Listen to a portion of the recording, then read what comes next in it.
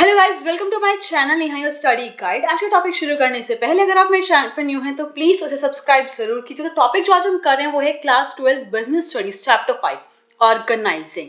जो हमारा second function है मैनेजमेंट का, पहला जो फंक्शन था प्लानिंग, उसकी जो है टॉपिक हम ऑलरेडी कवर कर चुके हैं।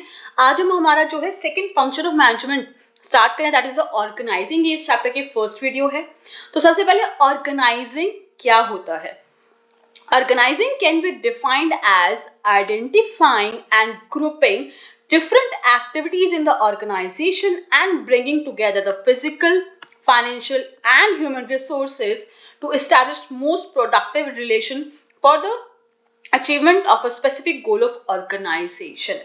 Organizing function में basically होता क्या है, identify कर रहे हैं कि हाँ भाई ये देखो पहला function perform हो गया, प्लानिंग, प्लान बन चुका है कि हाँ भाई एग्जैक्टली ये काम करना है, ये हमारा गोल रहेगा, ये हमारा ऑब्जेक्टिव रहेगा। ऑब्जेक्टिव सेट हो चुका है, प्लानिंग हो चुकी है, ठीक है, सारी चीजें सेट है। कि एक एग्जांपल लेके चलते कि हाँ भाई नया प्रोडक्ट बनाना, इस जो है लॉन्च करना है, नया प्रोडक्ट बनाना है, उसे लॉन्च करना है, ये हमारा जो है ऑब्जेक्टिव है, ठीक है।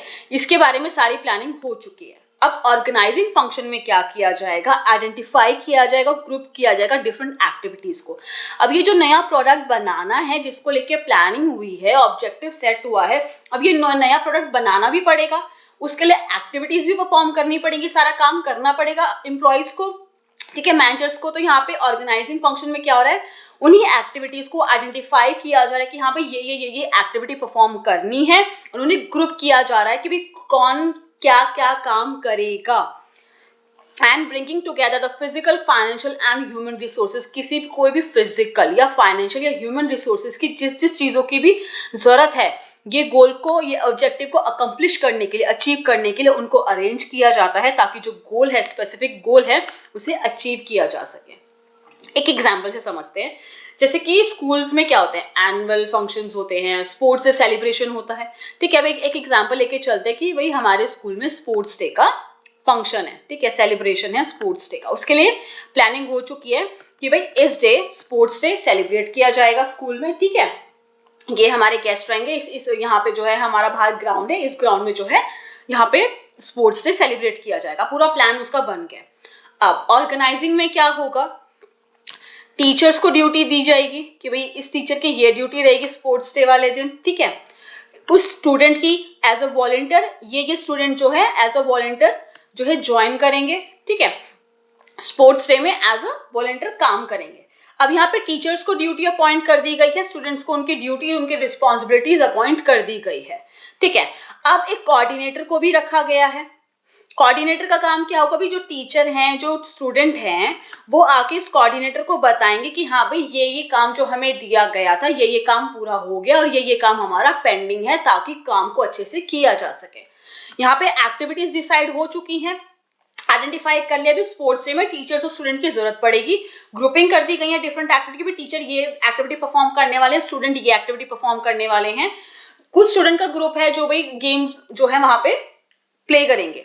अब जो भी फिजिकल, फाइनेंशियल, ह्यूमन रिसोर्सेज की जरूरत थी वो भी अरेंजमेंट हो चुकी है। फिजिकल, भाई कोई भी जगह की, कोई भी टूल की कोई भी जरूरत है। फाइनेंशियल, अब स्पोर्ट्स से सेलिब्रेट कर रहे हैं तो थोड़ा सा फंड लगेगा, ठीक है। ह्यूमन रिसोर्सेज मतलब कोई भी टीचर, स्टूडेंट जिनकी भी जरूरत है वो सब अरेंज हो चुकी है, सबको उनकी एक्टिविटीज बता दी गई है, किसको क्या जो है एक्टिविटी परफॉर्म करनी है, ताकि एक स्पेसिफिक गोल, मतलब स्पोर्ट्स डे का जो सेलिब्रेशन का एक हमने सोचा है वो थोड़ा अकम्प्लिश हो सके, स्पोर्ट्स से अच्छे से सेलिब्रेट हो सके, जैसे प्लान किया गया था कि स्पोर्ट्स डे पे ये एक्टिविटीज परफॉर्म की जाएंगी, वो अच्छे से परफॉर्म हो सके। प्लानिंग में हम सिर्फ सोच रहे हैं, ऑर्गेनाइजिंग में हम लोगों को बता रहे हैं कि आपको ये काम करना है, ऐसे ऐसे काम करना है, और जिन जिन चीजों की जरूरत है, फिजिकल, फाइनेंशियल, ह्यूमन रिसोर्स, उनको अरेंज करके दिया जा रहा है। अब हम आगे देखते हैं इंपॉर्टेंस क्या है, सिग्निफिकेंस क्या है ऑर्गेनाइजिंग फंक्शन का। पहला, benefits and specialisation. In organizing, every individual is assigned a part of total work, not the whole task. पूरा का पूरा टास्क नहीं दिया जाता एक इंडिविजुअल को, बहुत सारे एम्प्लॉयज होते हैं ऑर्गेनाइजेशन में काम करने के लिए, कोई एक एम्प्लॉय तो काम कर नहीं रहा है, बहुत सारे एम्प्लॉयज हैं काम करने के लिए। हर एक एम्प्लॉय को छोटा छोटा टास्क दिया जाता है करने के लिए। पूरा का पूरा काम एक ही बंदे को नहीं दिया जा रहा है करने के लिए कि पूरी पूरी प्लानिंग एक ही बंदे के हाथ में दे दी, एक ही पर्सन के, एक ही एम्प्लॉय के हाथ में दे दी कि आपको ये सारा काम करना है। नहीं, छोटी छोटी जो है ड्यूटीज, छोटे छोटी ड्यूटीज जो है हर एक एम्प्लॉय को असाइन की जाती है उनके हिसाब से, जो भी उनकी क्वालिफिकेशन रहती है, जिस चीज में भी वो एक्सपर्ट होते हैं उनके हिसाब से जो है उनको उनकी ड्यूटीज असाइन की जाती है। Due to division of work, यहाँ पे डिवीजन ऑफ वर्क हुआ है, पूरे काम को छोटे छोटे पार्ट्स में डिवाइड किया गया है, स्मॉलर यूनिट्स में डिवाइड किया गया है, और जो है assignment of units according to the qualification need to specialisation, और जो भी एम्प्लॉय की क्वालिफिकेशन है और जो भी काम के लिए क्वालिफिकेशन की जरूरत है और जिस भी बंदे के पास वो क्वालिफिकेशन है उसे वो काम असाइन कर दिया जाता है। अब जैसे कि टीचर हैं भाई, ठीक है, स्कूल में टीचर हैं तो उन्हें टीचर के हिसाब से जो उनकी क्वालिफिकेशन होती है उन्हें उसके हिसाब से जो है जॉब असाइन किया जाता है। अब जो गेम्स का टीचर होता है हमारे स्कूल में, स्पोर्ट्स टीचर होते हैं, उन्हें उसके हिसाब से उनकी क्वालिफिकेशन के हिसाब से जो है उनको जॉब असाइन की जाती है। जो हिंदी टीचर है उनको उसके हिसाब से की जाती है, जो इंग्लिश टीचर है उनको उसके हिसाब से की जाती है। करेक्ट, सारा काम एक ही टीचर को तो नहीं दिया जाता ना। जब कोई भी मीटिंग होती है या कोई भी चीज जो है स्कूल में ऑर्गेनाइज की जाती है तो सभी टीचर को छोटे छोटे टास्क जो है असाइन किए जाते हैं उनकी क्वालिफिकेशन के अकॉर्डिंग। तो इससे क्या होता है, स्पेशलाइजेशन होता है। स्पेशलाइजेशन की होता है जब कोई पर्सन एक ही काम को रिपीट पे करता है अपनी क्वालिफिकेशन के हिसाब से, तो कहीं ना कहीं वो उसमें स्पेशलाइज हो जाता है, एक्सपर्ट हो जाता है। नेक्स्ट आता है role clarity. In the organizing function, the employees are assigned different jobs and the manager clearly define the job. Organizing function में यही काम किया जाता है, हर एक पर्सन को उसकी क्वालिफिकेशन के हिसाब से जॉब असाइन करना, और मैनेजर क्लियरली उनको उनकी जॉब बता देता है कि भाई एग्जैक्टली आपको क्या काम करना है, ताकि उनके माइंड में ये चीज सेट रहे, ये चीज क्लियर रहे कि हाँ भाई एग्जैक्टली हमें ये काम करके जो है हमारे मैनेजर को देना, ये हमारी डेडलाइन है, इस तरीके से काम करना है, इस मेथड से काम करना है, इतने टाइम ड्यूरेशन में हमें काम करके जो है हमारे मैनेजर को देना है। The jobs are defined on the written document called job description. Proper written document में जो है एम्प्लॉय को जो है दिया जाता है, प्रॉपर रिटन डॉक्यूमेंट होता है जो एम्प्लॉय को दिया जा रहा है, जिसमें उसका क्लियरली डिफाइन किया गया है कि भाई इसको क्या काम करके देना है, कितने टाइम पीरियड में करके देना है, कैसे करके देना है।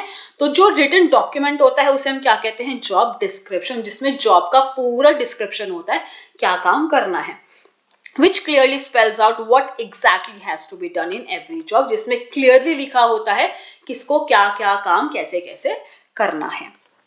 नेक्स्ट आता है clarity in working relationship. In the organizing function, it is clearly defined that what all and how much power and authority is enjoyed by different individual or managers. जब जॉब असाइन की जा रही है, जब activities दी जा रही है employ को करने के लिए, जॉब जो है उसे बताया जा रहा है कि एग्जैक्टली आपको क्या काम करना है, तो उसमें ये चीज भी बता दी जाती है कि उसके पास कितनी अथॉरिटी है और उसकी क्या रिस्पॉन्सिबिलिटी है। अथॉरिटी मतलब उसके पास कितनी पावर है डिसीजन लेने की, वो किस हद तक, किस पॉइंट तक ऑर्गेनाइजेशन में डिसीजन ले सकता है, और उसकी रिस्पॉन्सिबिलिटी क्या है, वो चीजें यहाँ पे प्रॉपर क्लियर कर दी जाती हैं ताकि कोई भी मिसअंडरस्टैंडिंग ना रहे। Each manager knows very clearly to whom he can give order and from whom he has to receive the order. यहाँ पे clearly state कर दिया जाता है हर एक मैनेजर को कि वो किसको ऑर्डर दे सकता है और उसे किससे ऑर्डर मिल सकते हैं। मतलब उनके जूनियर कौन है जिन्हें वो ऑर्डर देने वाले हैं, और उनके सीनियर कौन है जिनसे उन्हें ऑर्डर मिलने वाले हैं, वो जॉब डिस्क्रिप्शन में प्रॉपर स्टेट कर दिया जाता है, बता दिया जाता है, जिससे क्लियरिटी रहेगी काम में, कोई मिसअंडरस्टैंडिंग नहीं होगी, कोई क्यास नहीं होगा। सबको पता है कि भाई उन्हें किससे ऑर्डर मिलने वाले हैं और वो किस किस को ऑर्डर दे सकते हैं ताकि काम अच्छे से हो सके ऑन टाइम। नेक्स्ट आता है optimum utilisation of resources. In the organising function there are very few chances of duplication of work और overlapping of work because the jobs are assigned to different individual by clearly defining the job in the job description document. जब employ को job description document दे दिया गया, proper एक written document दे दिया गया है कि हाँ भाई इस एम्प्लॉय को ये काम करना है, ठीक है, तो डुप्लीकेशन ऑफ वर्क के चांसेस कम होते हैं। मतलब जब हर एक एम्प्लॉय को प्रॉपर एक रिटन डॉक्यूमेंट मिल गया है कि हाँ भाई इस एम्प्लॉय को ये काम करना है, इस एम्प्लॉय को ये काम करना है, तो वो किसी और एम्प्लॉय का काम क्यों करेगा, वो अपना काम करेंगे, क्योंकि जो उनको काम दिया गया रिटन डॉक्यूमेंट में लिख के वो अपना वही काम करेंगे जो उन्हें असाइन किया गया। तो कहीं ना कहीं डुप्लीकेशन वर्क का नहीं होगा कि मतलब एक ही एम्प्लॉय जो है दूसरे एम्प्लॉय का गलती से काम कर दे या किसी तीसरे एम्प्लॉय का गलती से काम कर दे, क्योंकि उसे पता ही नहीं था उसे काम करना क्या है। बट यहाँ पे क्लियरली स्टेट है कि भाई किसे क्या काम करना है, तो डुप्लीकेशन ऑफ वर्क नहीं होता है, हर एक एम्प्लॉय अपना अपना काम करता है, जिससे काम 2 बार नहीं होते हैं। नेक्स्ट आता है coordination and effective administration. In the organising function the similar and related jobs are grouped under one department.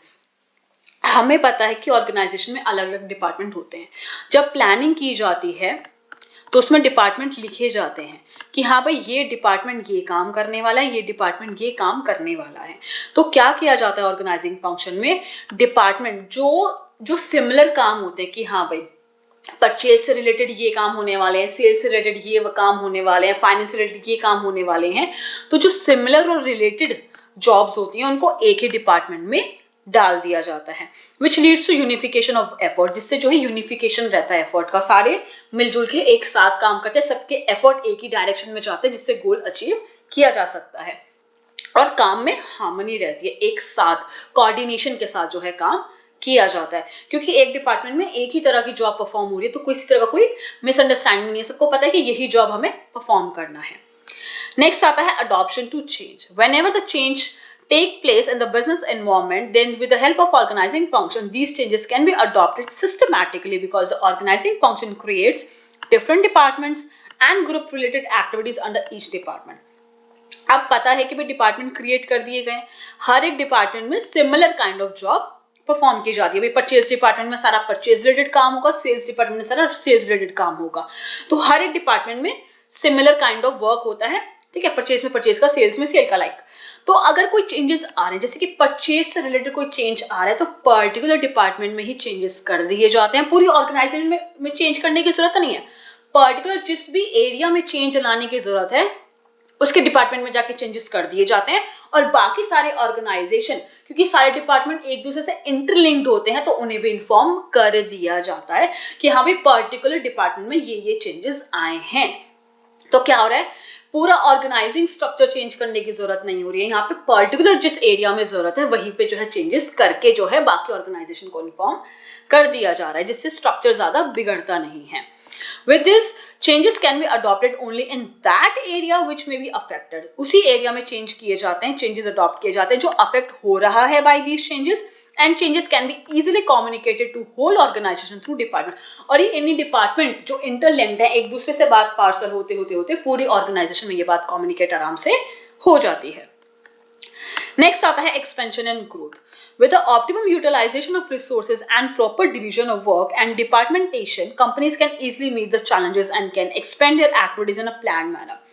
Organising function का यही है कि भाई रिसोर्सेज का यूटिलाइजेशन अच्छे से हो रहा है, जितने भी एम्प्लॉयज है वो अच्छे से काम कर रहे हैं, डुप्लीकेशन ऑफ वर्क नहीं हो रहा, तो मतलब कहीं ना कहीं टाइम, फंड्स, कुछ वेस्टेज नहीं हो रहा है, रिसोर्सेज का अच्छे से यूज हो रहा है, काम को अच्छे से डिवाइड किया जाता है ऑर्गेनाइजिंग फंक्शन में, डिपार्टमेंट अच्छे से क्रिएट किए जाते हैं, तो कहीं ना कहीं कंपनी रेडी रहता है कि भी कोई भी चैलेंज आएगा तो हम उसे आराम से मीट कर सकते हैं, उसको आराम से फेस कर सकते हैं, और अगर एक्टिविटीज को एक्सपेंड भी करना तो वो भी इजीली किया जा सकता है। स्ट्रक्चर को थोड़ा इंक्रीज कर देते हैं, काम को और अच्छे से डिवाइड कर दिया जाता है, डिपार्टमेंट और ज्यादा क्रिएट कर दिए जाते हैं, जिससे जो है कोई भी एक्टिविटी अगर एक्सपेंड करना चाहो तो वो एक्सपेंड हो जाती है ऑर्गेनाइजिंग फंक्शन की हेल्प से।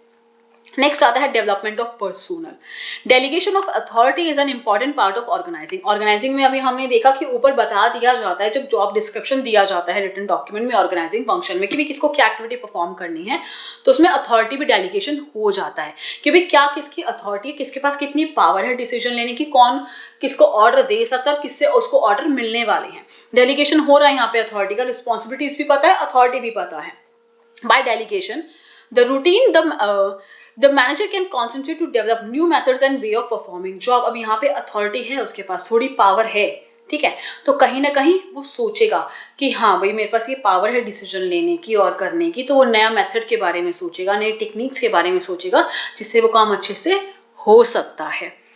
It gives them time to innovate new technologies and area को growth of the companies. Time मिलता है पर्सनल को, एम्प्लॉयज़ को, कि भाई वो नई टेक्नोलॉजीज़ के बारे में, इनोवेशन के बारे में सोच सकें। कोई भी एरिया अगर कंपनी का ग्रोथ की उसको ज़रूरत है तो उसके बारे में उन्हें टाइम मिल जाता है ग्रो करने के लिए, ऑर्गेनाइजिंग। क्योंकि भाई देखो यहाँ पे डिपार्टमेंट डिवाइडेड हैं, सब काम अच्छे से चल रहा है, एम्प्लॉयज़ के पास उनकी एक्टिविटीज़ उनको पता है, तो कहीं ना कहीं एम्प्लॉयज़ को, थोड़ा मैनेजर्स को टाइम मिल जाता है कि हाँ भाई अभी काम अच्छे से चल रहा है तो हम उस बारे में सोच सकते हैं। एक क्रिएटिव वे में यहाँ पे पर्सोनल का डेवलपमेंट हो जाता है ऑर्गेनाइजिंग में, क्योंकि देखो कहीं ना कहीं उसका माइंडसेट यूज हो रहा है कि भाई कैसे कैसे एक्टिविटीज़ को डिवाइड करना है, कैसे कैसे डिपार्टमेंट्स का है, कैसे कैसे काम को हैंडल करना है, कम्युनिकेट करना है चीज़ों को, अथॉरिटी कैसे डेलीगेट करना है, तो कहीं ना कहीं उसका एक माइंडसेट यहाँ पे चल रहा है। वैसे अथॉरिटी रिस्पॉन्सिबिलिटीज़ क्या होंगी वो ऑलरेडी प्लानिंग उसमें जो है डिसाइडेड हो जाता है थोड़ा बहुत कि भाई ये इनके पास ये डिपार्टमेंट्स होंगे, ऐसे ऐसे अथॉरिटीज़ रिस्पॉन्सिबिलिटीज़ इतनी दी जा सकती हैं। अंदर अथॉरिटीज़ और रिस्पॉन्सिबिलिटीज़ वो मैनेजर का काम होता है। टॉप लेवल क्या करते हैं कि भाई हम इन मैनेजर्स को ये अथॉरिटी दे सकते हैं, बाकी जो delegation of authority and responsibility होता है वो आगे उनका काम होता है जो वो ऑर्गेनाइजिंग फंक्शन में परफॉर्म करते हैं। तो ये था गाइस हमारे ऑर्गेनाइजिंग चैप्टर का थोड़ा इंट्रोडक्शन, जिसमें हमने आज ऑर्गेनाइजिंग के बारे में पढ़ा, इंपॉर्टेंस के बारे में पढ़ा कि भाई स्पेशलाइजेशन आता है ऑर्गेनाइजिंग फंक्शन से, रोल में क्लियरिटी रहती है ऑर्गेनाइजिंग फंक्शन से, वर्किंग रिलेशंस में क्लियरिटी रहती है between the superior and subordinate, resources का यूटिलाइजेशन अच्छे से हो जाता है क्योंकि डुप्लीकेशन ऑफ वर्क जो है कम हो जाता है, बहुत लेस हो जाता है, कोऑर्डिनेशन जो है एडमिनिस्ट्रेशन में काफ़ी इफेक्टिव हो जाता है, कोऑर्डिनेशन बन जाता है, चेंजेस अगर कोई अडॉप्ट करने की ज़रूरत है वो भी ईजिली अडॉप्ट हो जाते हैं, और ग्रोथ और एक्सपेंशन की तरफ भी ध्यान दिया जा सकता है, और डेवलपमेंट जो है एम्प्लॉयज़ जो पर्सोनल्स हैं वो भी अपने डेवलपमेंट को लेके थोड़ा सा सोच सकते हैं, थोड़े क्रिएटिव हो सकते हैं। आई होप गाइस कि आपको आज का मेरा टॉपिक क्लियर हो गया। अगर आपको कोई भी डाउट है तो मुझे जो है कमेंट सेक्शन में पूछ सकते हैं। अगर आपको मेरी वीडियो पसंद आई तो प्लीज़ उसे लाइक जरूर कीजिएगा, शेयर कीजिएगा। अगर आपने मेरे चैनल को सब्सक्राइब नहीं किया तो प्लीज़ उसे सब्सक्राइब जरूर कीजिएगा। मैं इस चैप्टर से रिलेटेड और जो वीडियोज़ हैं वो बहुत जल्दी अपलोड कर दूंगी। Thank you so much guys मेरी वीडियो देखने के लिए।